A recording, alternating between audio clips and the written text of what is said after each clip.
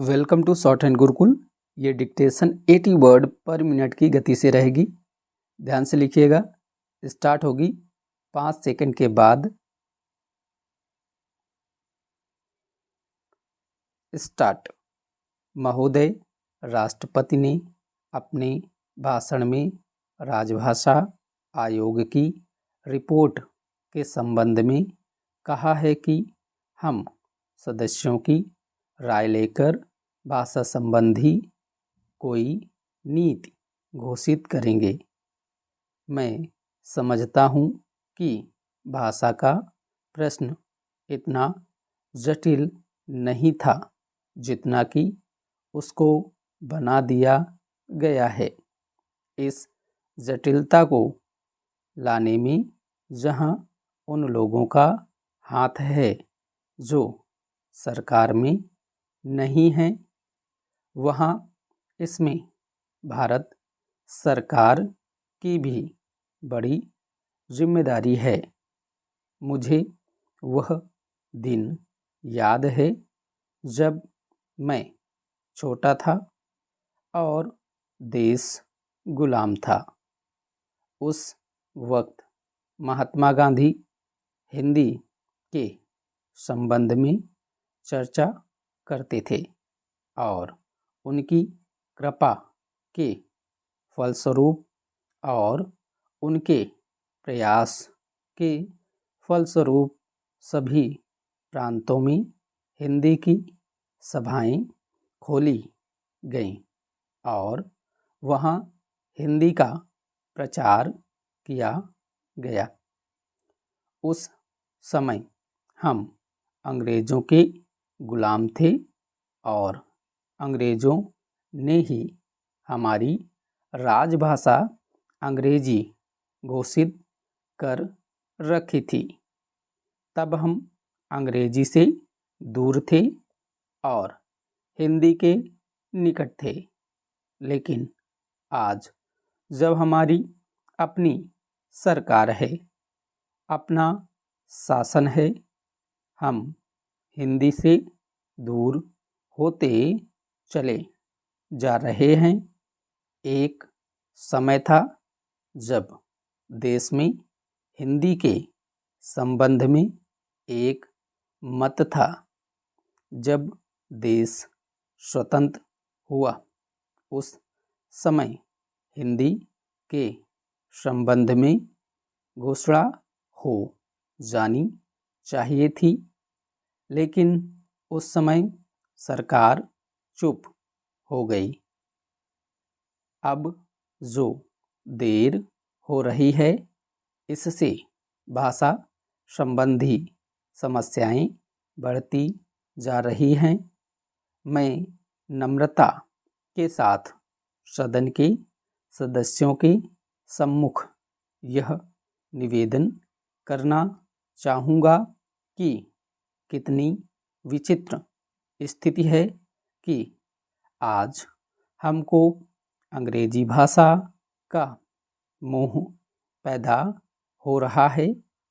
आज हिंदी देश की मुख्य भाषा है, इसमें कोई दो मत नहीं हो सकते। यह सबसे अधिक बोली जाने वाली भाषा है। आज इसका विरोध बढ़ता जा रहा है।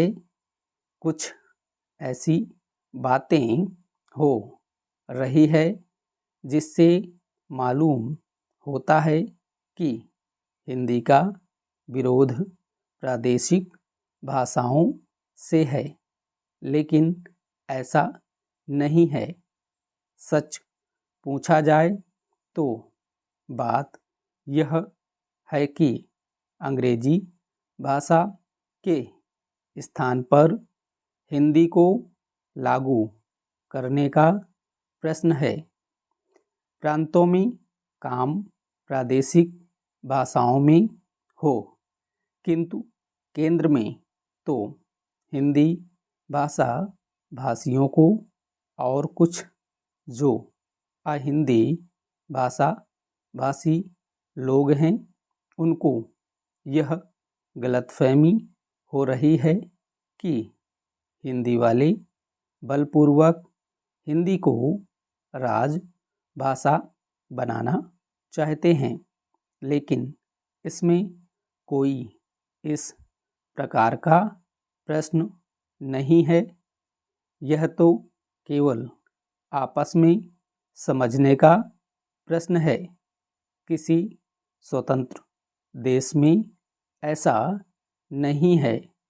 महोदय राष्ट्रपति के अभिभाषण में राष्ट्र की दशा का जो भी चित्रण किया गया है, उसे देखकर भविष्य के बारे में जनता के मन में अच्छे जीवन की आशा उत्पन्न होना कठिन है। अभिभाषण में अधिक बल शासन ने अभी तक जो कुछ किया है उसकी ओर दिया गया है, जबकि यह सदन और राष्ट्र की जनता आज हमारे सामने जो संकट खड़े हैं, उनका निराकरण किस प्रकार किया जाएगा, इसके संबंध में मार्गदर्शन की आशा करती थी।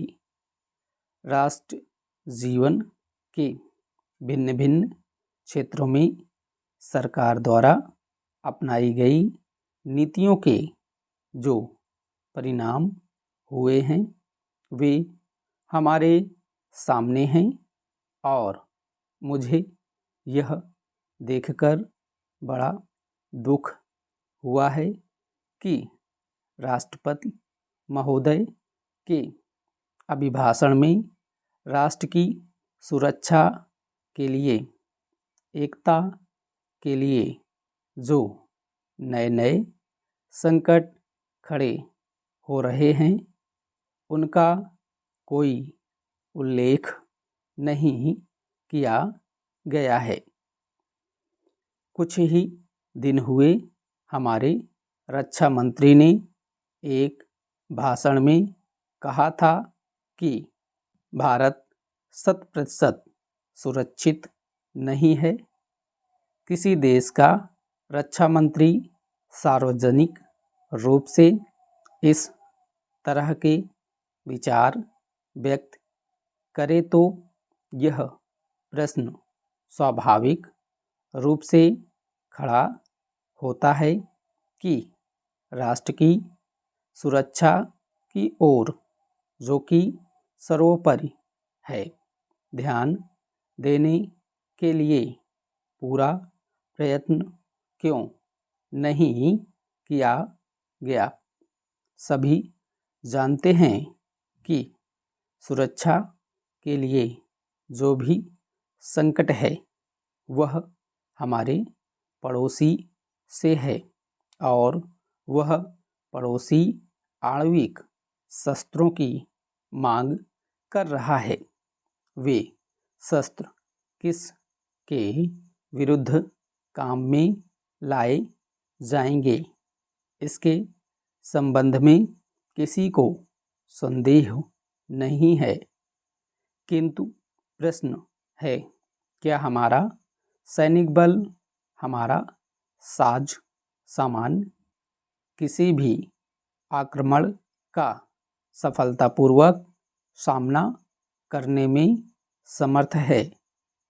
मैं यह स्वीकार करता हूँ कि किसी बड़े युद्ध की आशंका नहीं है, किंतु पाकिस्तान के नेता अपनी जनता का ध्यान वहाँ की गिरती हुई आर्थिक स्थिति से दूर करने के लिए किसी भी समय कश्मीर के प्रश्न पर अंतर्राष्ट्रीय सैनिक हस्तक्षेप को निमंत्रण देने के लिए झगड़ा कर सकते हैं और कोई भी परिस्थिति उत्पन्न हो, देश की जनता इस सरकार से यह आश्वासन चाहती है कि जहां तक पाकिस्तान के आक्रमण का प्रश्न है, भारत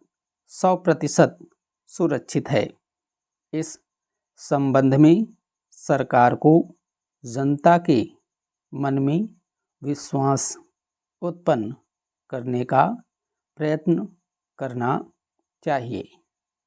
जहां तक कश्मीर का प्रश्न है, सरकार किसी भी अन्य विदेशी शक्ति से वार्ता करने के लिए तैयार नहीं है।